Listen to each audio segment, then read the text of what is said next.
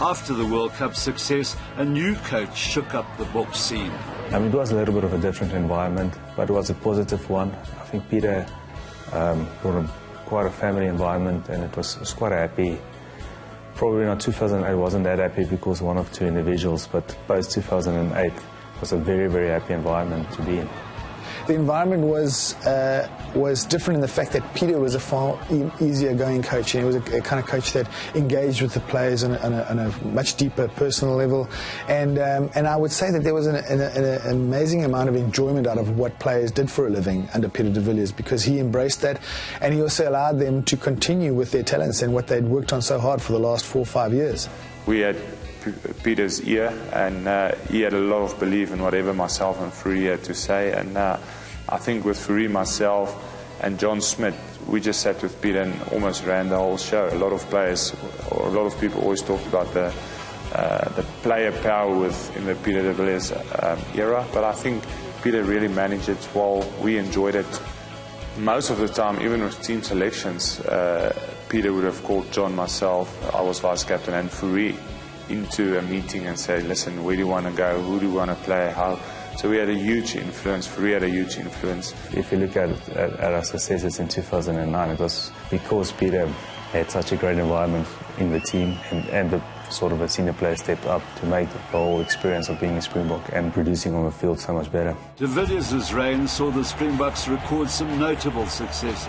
2009 possibly was one of the best teams that I've ever played in. It was a wonderful time to be able to play for South Africa. And Fourie du Preez in that team, I think, was crucial. I think in 2009, with the Bulls and the Springboks, we just had a team that we knew if we play well, we will win the game. We were the best players in the world back then. And after 2007, the whole team talked about, look, we've got 2 more challenges. It's beating New Zealand in New Zealand, and then obviously the Lions coming in 2009. The first test match in Durban went really well until about 10 minutes to go, and there were a lot of changes was made, and we almost lost it. But going into the second test, we were quite confident as well. Every game is how you start, and we wanted to start off well, and then I had a bit of a brain failure there in the first 30 seconds and put the team under pressure by getting a yellow card.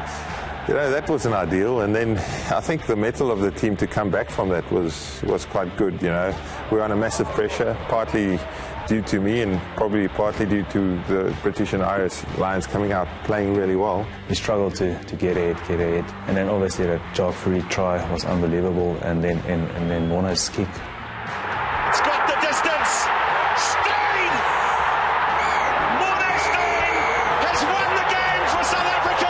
I don't think it gets more exciting than that, you know. It was a good game. For me, not the best memories, but obviously still a good game to be a part of. And then the Tri Nations started with us probably as favourite. Beat the All Blacks pretty easy in Bloemfontein, then in Durban. Then we played Australia in Cape Town, and we won that game as well. So we were really on our way to winning the Tri Nations, which we knew we had 3 more games overseas. And then I played my 50th Test match against Australia in Perth. Just a game where everything again worked well for us. Quickly taken by Fourie du Preez! Try, South Africa! Incredible good thinking there by Fourie du Preez. We got the bonus point win, and we basically won the Tri Nations there. I think there was 2 matches left, and we needed 1 point to win the Tri Nations. Unfortunately, we lost the following game against Australia, and then we played New Zealand for the 3rd time in Hamilton. And it was just a massive game for us. France then kicked those long penalties. Du Preez has a little go himself there.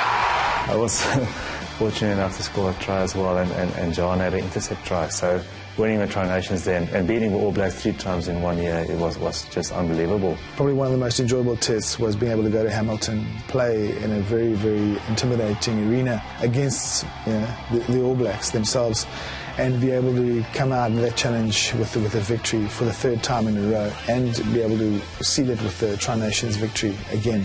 And that was pretty special. I remember we were about 5 guys, if I remember right. It was Fourie, myself, Bucky's, Dani Rousseau, and Brian Abana, and I think Baina.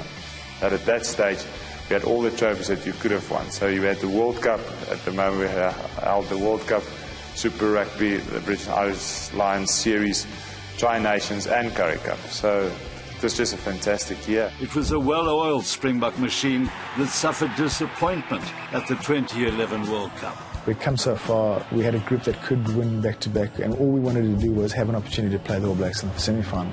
Australia were a team that we were quite comfortable. We had enough within our artillery to do the job. And we played well, and it obviously didn't work out for us. A lot of controversy around the game and all that stuff doesn't really make up for the fact that we got knocked out in a quarter-final with a team that we believed had the potential to win back-to-back World Cups. I haven't watched the game again because it was a very bad experience in my career, so it's tough to watch it again. It was almost like a end of an era. And with a lot of players moving on, myself retiring, Bucky's retiring off international rugby, John Smith retiring, Fourie going to Japan. And it was just like we had the team, we had everything. We was ready to go out to defend the World Cup, to beat New Zealand in New Zealand. And unfortunately, we didn't get the opportunity. De Villiers then took the opportunity to change his scenery with his move to Suntory Sungalath in Japan. Going over the first time to Japan, I always thought rugby would be easy and the lifestyle would be quite difficult, and it was complete opposite. Rugby was quite tough, we trained really hard, and the game was very fast, and lifestyle was so easy. Don Russo went over with me my first 2 years, and I had George Smith as a neighbour, and then Skalkberger took over from George Smith, and the families and everyone it was such a nice place to live. Scott would barbecue every second week for us. We'd go and play golf. So it was just a great experience for everyone. It was bloody enjoyable. I mean, obviously, we were in the same stage of our careers. You know, he's got Yane and he's got Yana and Furiki, and I've got my two little boys with my wife. So, no, we loved it. You know, it was special. And obviously going to Japan prolonged your career? Yes, definitely. Like I said, I thought 2011 would be my last year playing rugby. Then I never thought I would go to Japan for 5 seasons. And funny enough, during my first month there, we had a strength and conditioning guy called John Pryor, which was with Eddie probably the reason why we lost it against Japan. But he told me, look, your career will be so much longer here. You're gonna train harder, but you're gonna train better. You're not gonna have the same loss that you had your previous 10 years of Super Rugby. So, and he was 100% correct. I sort of changed my game as well a little bit. And just the emphasis on personalised training and different methods was an eye-opener for me. You now get a phone call, am I right? So just as Heineke was announced as a Springbok coach, he phones me in Japan and look, he wants me to be part of a Springbok team in 2012 and part of his 4 years. It was sort of unexpected. I never retired internationally, but I didn't really think I'm going to play again. I didn't have the aspirations of playing in another World Cup. I thought, look, I could sit on the outside, I could have a say, have a critic about everyone, or I could actually go and help the team. And others said, look, I'm going to go and help the team in whichever way I could. And if that takes me to a World Cup, it does. If it doesn't, it doesn't matter. I'm just going to do my best I can and try and help the team as much as possible as I can. Look, rugby in Japan is rugby. Your body doesn't get spared playing in the top league. It's tough, but I think it's also good on a conditioning, why, especially the way Suntory play with Fourie. He's got to get to plenty of rucks. So I think it kept him on his toes, and we could all see when he finally came back for the box, when Heineke brought him back, I think it was against Argentina, how sharp and how fast he was. A world-class player like Fourie, with the ability and the influence that he has, he was always going to be part of the Springboks. Johan van Graan had no doubt that de Villiers would be a positive addition to Mayo's Springboks. It's never the right to play for the Springboks, you know. But when he was selected again, you know, I always knew, yes, this could become something special. And I remember that first 20 minutes in the Rugby Championship, when he came on against Argentina, it was like, wow, you know, Fourie's back. I was like full of goosebumps, just saying, this is still Fourie du Preez, he's still the best in the world. So from there on, I just knew he had to go to the World Cup. A very good afternoon to you from the Brighton Community Stadium for Match 4 in Rugby World Cup. A little bit of rugby history as South Africa meets Japan. The campaign in England got off to a disastrous start. Yeah, so obviously our pre-World Cup preparation wasn't that great. I think the loss against Argentina was quite bad, and the pressure was quite big on the team, and so I wouldn't say preparations was spot on.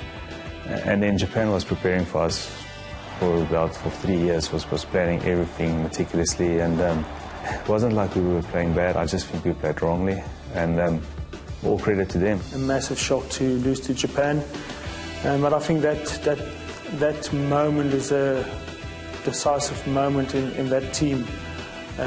We lost the game, weren't good enough, and then we had two decisions. Either we could fall away and each guy go on his own mission, or we could, stick together and take it game by game, and that's exactly what we did. An injury to Peter de Villiers saw Fourie offered the chance to lead the side. It's South Africa's third game of this 2015 Rugby World Cup campaign, and they're about to be led out by Fourie du Preez. I didn't go to World Cup thinking I was going to be a captain. I wasn't that big a part of Heineke's 4 years. I only played in 8 test matches pre-World Cup. I was very happy for him, because I think what a lot of people don't know is when Heineke got the job in 2012, the first guy he called was Fourie. He wanted Fourie to captain the side back then, and captaincy, and he did very well, and he was a great captain. Unfortunately, he got injured, but especially after what happened with us in the World Cup, I think Fourie did a fantastic job. You now get through to the quarterfinals against Wales. Talk us through your try there. Yes, so obviously the Wales game was a massive pressure game, and during the game it felt a lot like the 2011 game against Australia. We felt we were in control, but we just couldn't get a proper lead. Vermeulen off the back, there goes Fourie du Preez, the captain into the corner! And the most amount of pressure in a World Cup quarter-final, point down against Wales with about 4 minutes to go. He pulls out this unbelievable moment of rugby genius. And that's just what you need. If you want to be a special player, you need to do magic things. Was that semi-final against the All Blacks a tremendous disappointment? Yeah, definitely. It's sort of one of my biggest disappointments in my career, but not the way we played, just because we lost, and where we came from, and personally where I came from to captain the side and to get into that semi-final. And it was 1% or 2%, and we would have won it. I'll always be proud of our effort in that semi-final. We had our moments to win it. We didn't take it, and they were just better on the day. If it wasn't for Fourie and the leadership group there, I think a lesser group would have fallen apart and not come out of the group stages. So to get third place, I think for me, being part of it and working so closely with Fourie was one of the most gratifying experiences.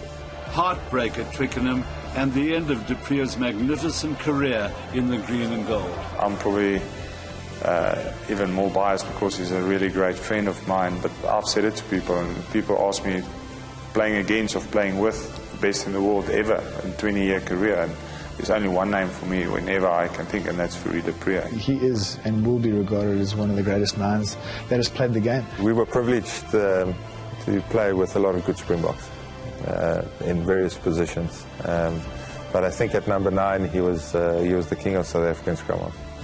One of the legends of the game, and one of the really nice guys of rugby. The quiet man, the Springbok number 9 that always gave his all for the team. Fourie, who have been the biggest influences in your life, both as people, coaches and players? Yeah, I was very fortunate enough to grow up in a loving home. So obviously my mom and my dad always supporting me on and off the field. My mom just loving me. Then my wife supporting me since I was at high school. And then a lot of coaches along the way. My school teachers at AFIS, Dr. Krieken, Meneer van der Walt, Heineke, Frans, Jake. And then the guy I learned the most from rugby was Eddie Jones. And if it wasn't for him, a lot of these things weren't going to be possible. The best player I ever played with was Victor, and became a lifelong friend as well. In Japan, George Schmidt, Skalberger. Then my other friends at the Bulls, which have gone a long way. But I was, like I said, very blessed to have an unbelievable career and made great friends all around. My family and everyone that supported me, and my fans and people that believed in me, and I just want to say thank you to all of them.